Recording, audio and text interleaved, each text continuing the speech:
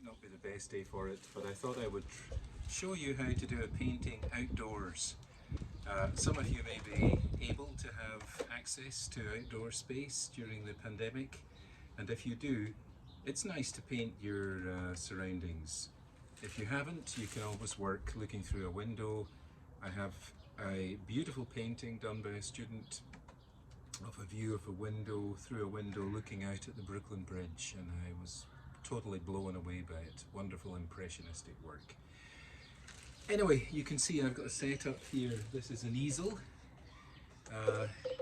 If you're not familiar with it, EASEL, they're come at a variety of prices. This is a quite cheap one, I think about $20 or $30.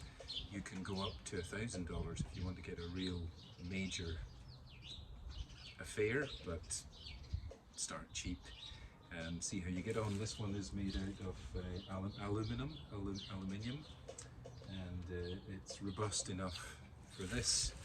So I put out some colours. I've got the 2 containers of water here. You know, if you're traveling, of course, this is a hassle to take this stuff around with you, you know, unless you have a car. So, you know, you could always do work in watercolour or pencils, you know, if you're outdoors, and then build them up again in the studio.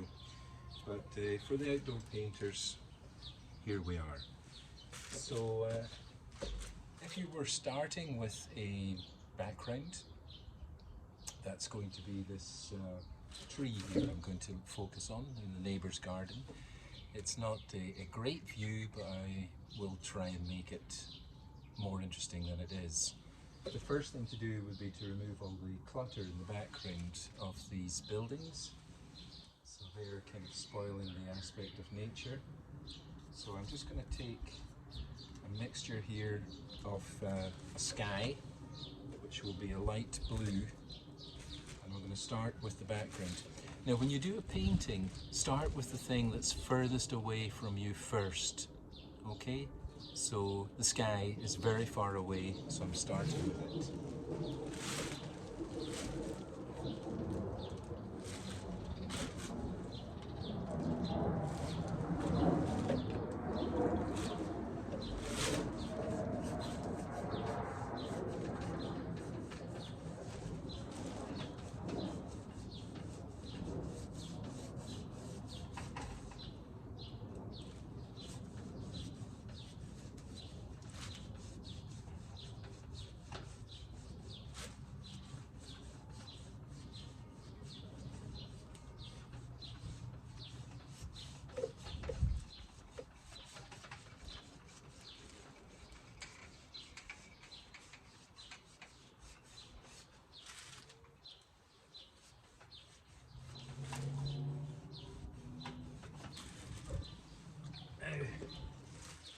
As we're in New York and there's not a lot of real nature around us, you just have to make things up.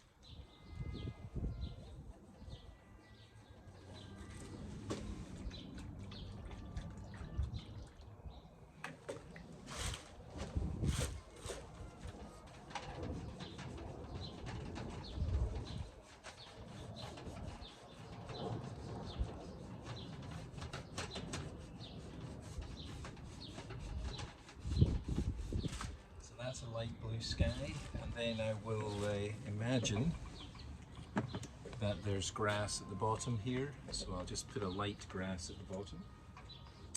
Green.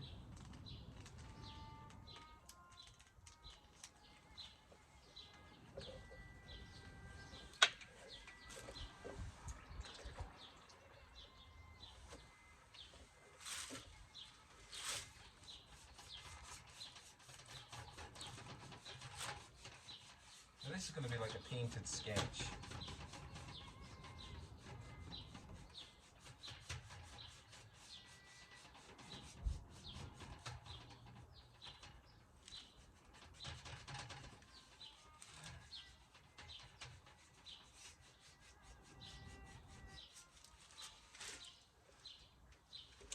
So far, so good. You can see I'm not making it complicated. Then I'm just going to work on the next thing. So we're specializing on this tree. Now, of course, I have to get rid of the stuff that's around it, which is distracting from the eye. So I'm just going to paint the branches. So I put out some browns here and some darker colors. So I've got a mixture of shades for the branches.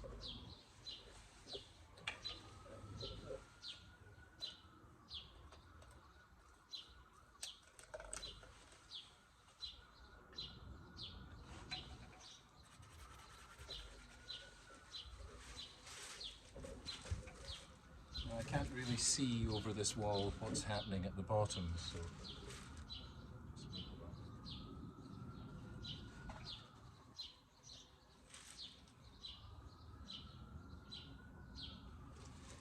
now I'm working straight on top of the wet paint underneath it, which has advantages and disadvantages.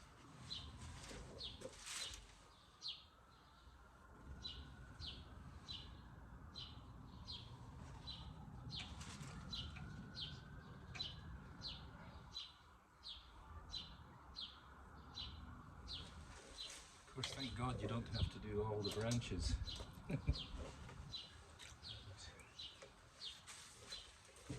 Tricky.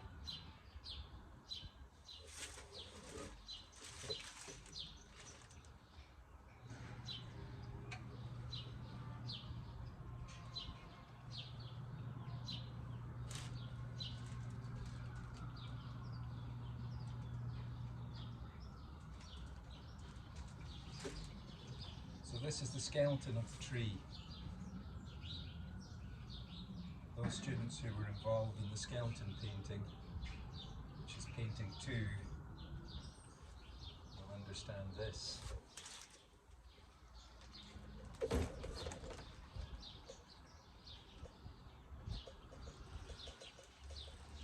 it's just trying to capture the life of the thing. When you're outside, you're in nature. Even in the city, nature is the main thing. Listen to those birds.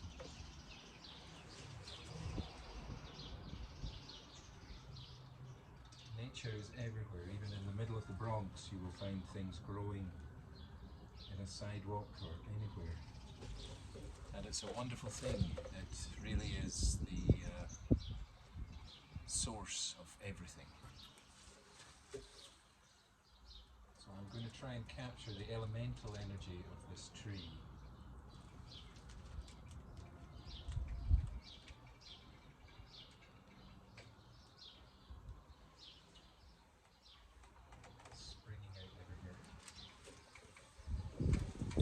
You can see, unlike in the studio where I concentrate on detail, outside I'm just getting the sense of the thing. See how my hand is flickering out these branches. After the other, after the other.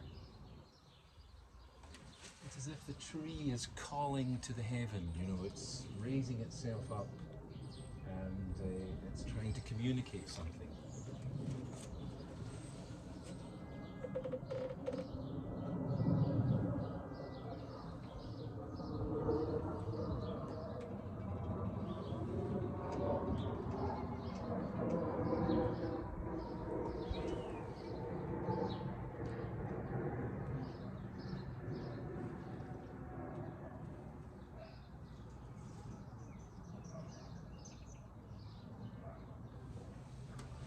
So here we have a bunch of branches, okay? And hold it there. And you can see it's just a kind of wiry skeleton.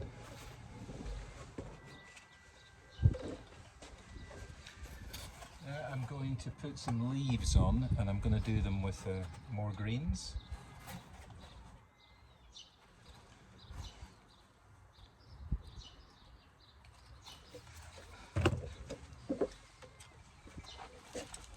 Always experiment with this, you know, you can make up greens with yellow and blue will make a green. And you can make different tones of green by putting different colours in with that green. You could put browns in with it. Just get some of these greens out and then we'll start with the leaves.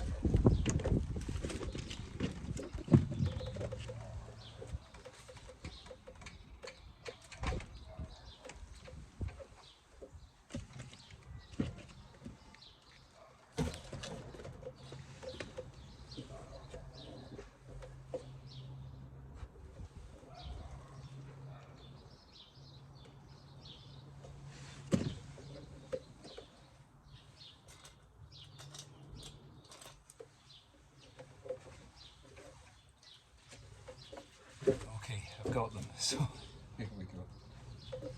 So there's a lot of them, but I'm just going to kind of dabble them in. Energy. I'm really capturing the energy of the tree.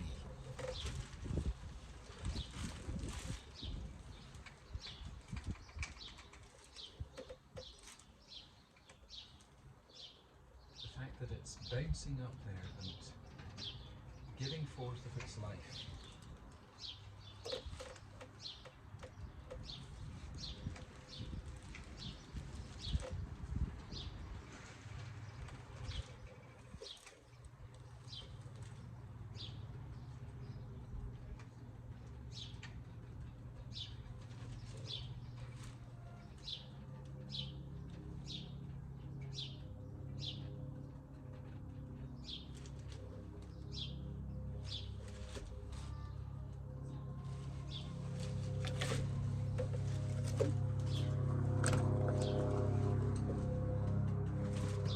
Use a bigger brush from that and just use the edge of it to give me more control.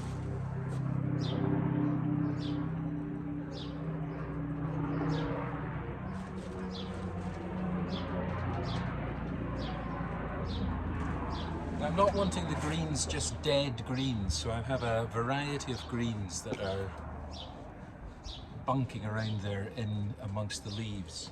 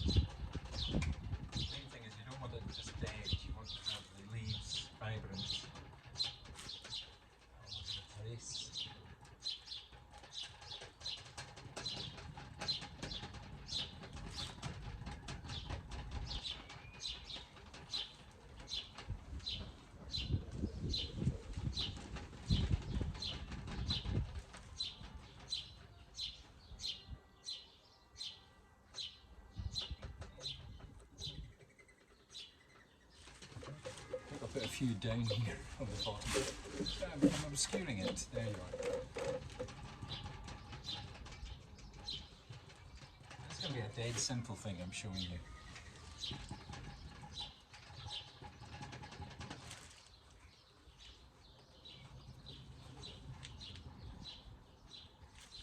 I hope live simple thing.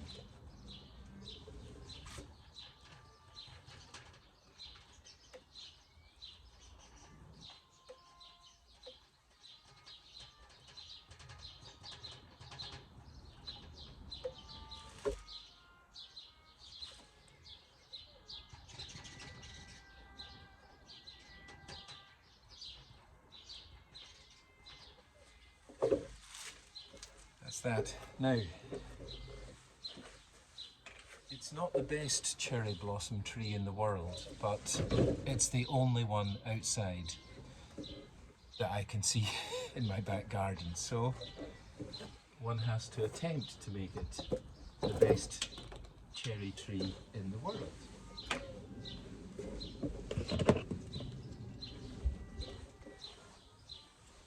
You may fail at the attempt, but at least you've given it a bash.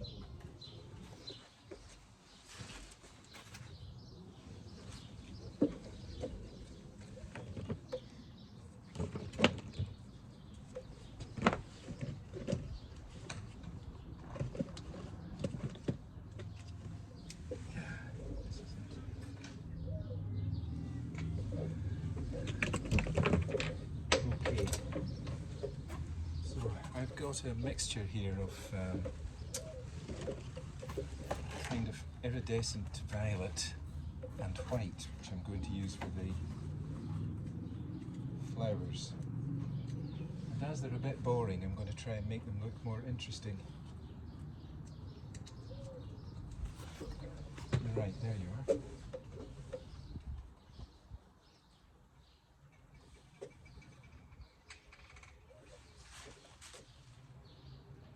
There's not many left, but I'll probably try and exaggerate the numbers to give the painting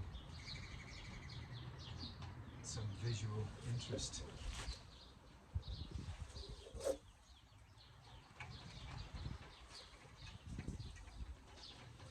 They are the icing on the cake.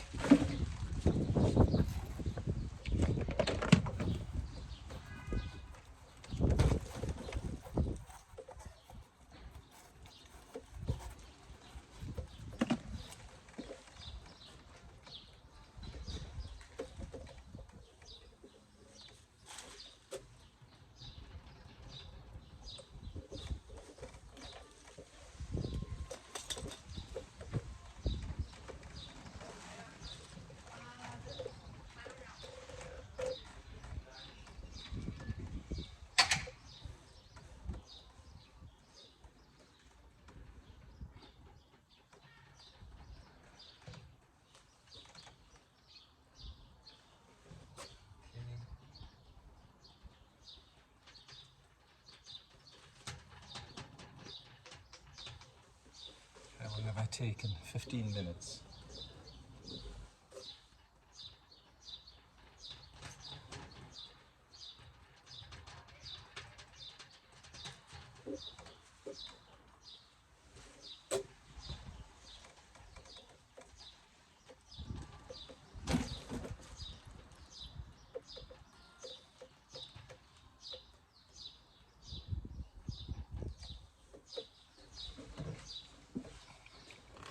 There it is.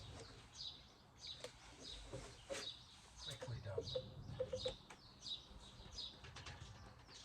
And bearing very little actual resemblance to the tree, but